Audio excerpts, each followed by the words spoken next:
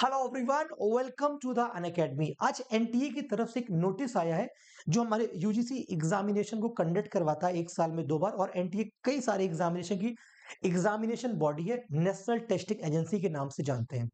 एक मार्केट में अफवाह फैल रही है, एक रूमर्स फैलाया जा रहा है कि भाई ये क्लैरिफिकेशन दिया जा रहा है कि no impact on examination eligibility for voter in general election. कोई इम्पैक्ट नहीं पड़ेगा। बट क्या हुआ, न्यूज क्या है? It has been reported the national testing agency, बहुत सारे मैसेज जो हो रहे सर्कुलेट हो रहे सोशल मीडिया में, जो क्लेम कर रहे हैं जो जनरल इलेक्शन लोकसभा में वोट देना जाएगा और उसकी फिंगर्स में, आपको पता फिंगर मार्किंग होती है 3 से 4 5 6 दिन तक वो इंक लगी रहती है कि भाई हमने अपना वोट दिया है। अपना वोट जो होता है हमारा अधिकार होता है, राइट्स होते हैं, right.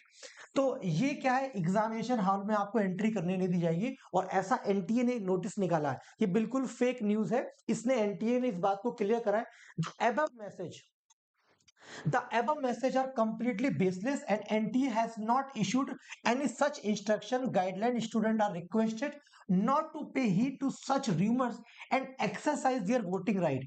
Voting will not affect their eligibility of to take examination. यानी vote will not affect, voting will not affect their eligibility to take examination. यानी अपना मत, अपना अधिकार का सही इस्तेमाल करें, अपने राइटिंग वोट को इस्तेमाल करें, है ना, अपने वोट राइट्स का इस्तेमाल करें। उससे एग्जामिनेशन बॉडी को कोई इंपैक्ट नहीं है ना। आप अपने वोट को भी दें और अपने एग्जामिनेशन को दें, ठीक है, और अपना एग्जामिनेशन क्वालिफाई कर लें, राइट। तो the candidate are advise to focus on their studies and prepare for the forthcoming examination. यानी इससे आपके एग्जामिनेशन पे कोई भी इफेक्ट नहीं पड़ेगा। तो मार्केट में मैंने कहा ना, कई सारे यूट्यूब पर वीडियो आएंगे, कई सारे रील्स आएंगे, व्हाट्सएप यूनिवर्सिटी से कुछ मैसेज आ जाएंगे। तो बिल्कुल स्प्रेड नहीं, कुछ भी परेशान नहीं होना है। जो भी रूमर्स फैलते हैं उस पर परेशान नहीं होना है। Just follow the official notice of the NTA UGC, और हमारे चैनल के थ्रू आपके माध्यम से जो जानकारी पहुंचाई जाएगी वो बिल्कुल सटीक और बिल्कुल कंफर्म नोटिस होगी। तो इस चैनल को जरूर सब्सक्राइब करके रखो ताकि आपसे कोई इंपॉर्टेंट नोटिफिकेशन मिस ना हो। और कहा जा रहा है अपनी स्टडी को प्रिपेयर करने के दौरान बिल्कुल जारी रखो। और अभी तक यूजीसी ने अपना एग्जामिनेशन फॉर्म को रिलीज नहीं किया है। क्या ये फॉर्म पोस्टपोन्ड हो जाएगा ड्यू टू इलेक्शन? देखो, इलेक्शन की जो डेट एंडिंग हो रही है वो 1 जून को हमारा इलेक्शन एंड हो जाएगा। यानी 1 जून को, 1 जून को मेरा इलेक्शन एंड हो जाएगा हम लोग का। और 10 जून से हमारे एग्जामिनेशन स्टार्ट है। तो ड्यूरिंग द इलेक्शन हमारा एग्जामिनेशन नहीं पड़ रहा है।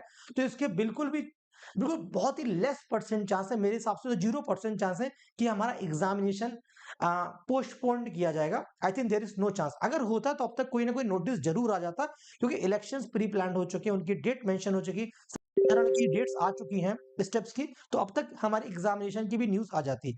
अभी तक एप्लीकेशन फॉर्म नहीं आया है।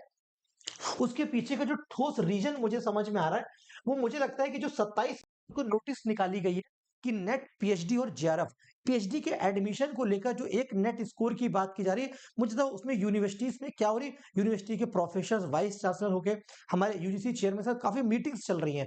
उस पर जो नेशनल एजुकेशन पॉलिसी है उसमें जो इंप्लीमेंट करने की बात हो रही है उस पर डिस्कशन चल रहा है। आई थिंक वहां से रिजल्ट आने में थोड़ा डिले हो रहा है। क्या चेंजेस हो सकते हैं, क्या स्टूडेंट के हित पर बात हो सकती है उस पॉलिसीज में, जो नेट के स्कोर से या इंडिविजुअल यूनिवर्सिटीज के जो ऑटोनोमस है वो राइट्स चले जाएंगे। वो रिसर्च करने में जो भी यूनिवर्सिटी से योगदान होता है वो क्या अब यूजीसी के पास चला जाएगा? ये सारी बातें जो निकल कर आ रही हैं, इस पर यूजीसी विचार कर रहा है। और जो सेकंड और थर्ड कैटेगरी का है, आपका नोटिस आया था जिसमें नेट क्वालिफाई करते हो तो असिस्टेंट प्रोफेसर की एलिजिबिलिटी तो आपकी लाइफ टाइम होती है, पर पीएचडी एडमिशन के लिए 1 साल होती है। और जो तीसरा कट ऑफ होगा पीएचडी का, उसकी वैलिडिटी 1 साल होगी। तो वो वैलिडिटी को लेकर भी सवाल खड़े हो रहे, काफी स्टूडेंट ने ये क्वेश्चन रेज किया है। तो आई थिंक मुझे लगता है इन सब चीजों की मीटिंग चल रही है हायर एजुकेशन में, रिसर्च में। यूनिवर्सिटी का जो राइट्स हैं, यूनिवर्सिटी के जो स्टेप्स हैं वो यूनिवर्सिटी लेवल पर होने चाहिए, not the central level. UGC उसको हैंडल ना करे, ऐसा यूनिवर्सिटीज का कहना है। और कर्नाटक है, बेंगलोर है ना, कर्नाटक, बेंगलोर, तमिलनाडु है, काफी इन्होंने अपोज भी करने का प्रयास किया वहां के वाइस चांसलर ने, ऐसा है ना। तो वो सारे डिस्कशन चल रहा है। आई थिंक इसलिए हमारा एप्लीकेशन फॉर्म डिले हो रहा है। बस जैसे ही एप्लीकेशन फॉर्म आएगा हम आपके सामने लेकर आएंगे। लेकिन एक बात एनटीए ने बहुत साफ कही है कि अपनी स्टडी और प्रिपरेशन को बिल्कुल भी ढीले मत करो। तो मैं भी आपसे कहूंगा आप अपनी प्रिपरेशन को बिल्कुल ढीले मत करो। अभी अनअकैडमी आपको क्या दे रहा है, 9 मंथ के कोर्स में आपको 50% का डिस्काउंट मिल रहा है, जिसकी कोर्स की फीस इतनी है। आपको कुछ नहीं करना, इस नंबर पे कॉल लगाकर हमारे काउंसलर से बात करना है और मेरा कोड यूज रजत जेआरएफ करके हमारे पेड बैच का हिस्सा बन जाना है। बचे हुए दिन में अपने जेआरएफ को सिलेक्शन को लेना है। मिलते एक नई वीडियो में, तब तक के लिए शुक्रिया।